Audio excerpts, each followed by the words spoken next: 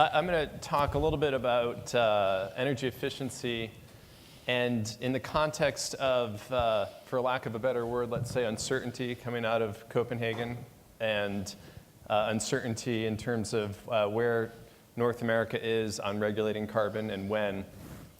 Talk a little bit about the importance of local policy innovation and how that can potentially serve as a platform, as a laboratory for informing these larger policy discussions. And to do that, I'd like to talk about a specific mechanism that's proliferating around the United States. It's called Property Assessed Clean Energy, or PACE. And a show of hands, please, of people that are familiar with it. Okay. Who thought paste was a toothpaste? Did anyone out there think paste was a toothpaste? Because in Britain, it's a sweet, okay? So paste, let's have it again, Bruce. Pace is? PACE, Property Assessed Clean Energy. Property Assessed Clean Energy. I'm going to test someone at the end, and if you get it wrong, you won't be able to leave. Bruce, back over to you. Thank you. So very quick description of PACE. PACE allows for a private property owner to access public funds to either do an efficiency retrofit of your property or to install distributed generation. And the private property owner agrees to a lien on the property, a tax increase to pay back the public financing. And that tax is structured in a way so that it is offset by the energy savings. So it nets out for the property owner. So by a show of hands, how many of you, given that proposition and what you know so far, how many of you would find that to be a compelling way to save money and contribute to solving climate change? And how many of you would have concerns about, when you go to sell your property, sort of explaining all of this and having potential buyers understand it and get it and be willing to take on both that added benefit but also the tax liability, which, by the way, goes away once the asset or the efficiency is paid off, so it's not a permanent adjustment. Any concerns there? Yeah, sure.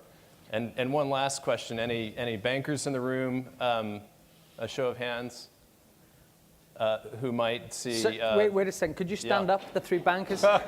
Just up, quickly. Anyone? Oh, thank you. If you could stay standing. And are any of you investment bankers? Okay, Bruce, sorry. Well, so one of the big concerns for in this dialogue in the States is that that this mechanism primes mortgage holders. So there's a discussion and a concern around PACE. I want to take just 1 minute and give credit where credit's due. PACE is not our invention.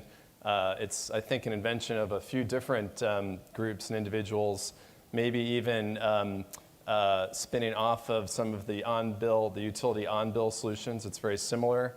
It solves, I think, a couple really interesting problems.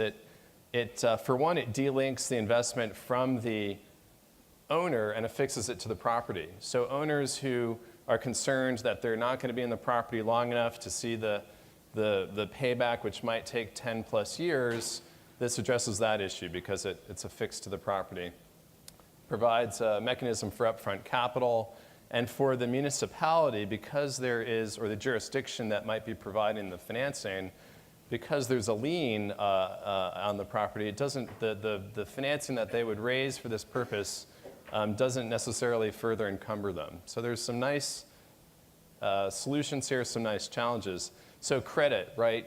There's a group called Renewable Funding that did the first PACE program in Berkeley, California. And I have to tell this story really quickly. There is a community in Long Island called Babylon, which did a variation on PACE, which I think is a fabulous story. What they did was they used their authority to tax for removal of solid waste, and they categorized carbon as a solid waste. And what they said was, if we can tax you and come and pick up your trash, we're going to provide the same service for carbon. So we're going to pay to make your property more carbon efficient and allow you to pay for that through a lien on your property. So very, very clever, I think, innovation in that respect. We're thinking about this, I mean, there are a number of ways that we're thinking about PACE and thinking about how something like PACE has the potential to be scaled. Liens are really important in terms of providing security, in terms of thinking about building secondary markets and potentially securitizing financing for efficiency. PACE, we think, holds out some important opportunities. But the sort of flip side of what's great about local innovation, I think, is that we also require standardization. And so one of the concerns, I think, here is, what's often called the patchwork fabric of rules and regulations that make it sometimes difficult to put in place standards, underwriting standards, assurances around the extent to which the retrofit is actually delivering the savings that it's supposed to deliver. And I'll just share one last anecdote and then close up. I experienced my own learning and realization that it's really important. I mean, the most important thing, I think, really is for all of us to just get started and embark on these various initiatives that are out there and innovations. I installed a high-efficiency burner in my co-op just last month.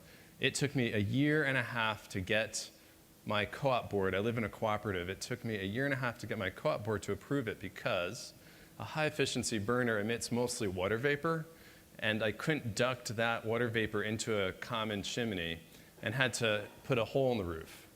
And there was a lot of hand-wringing about putting a little hole, this big hole in the roof, so that I could go ahead and make this investment and realize the efficiency gains.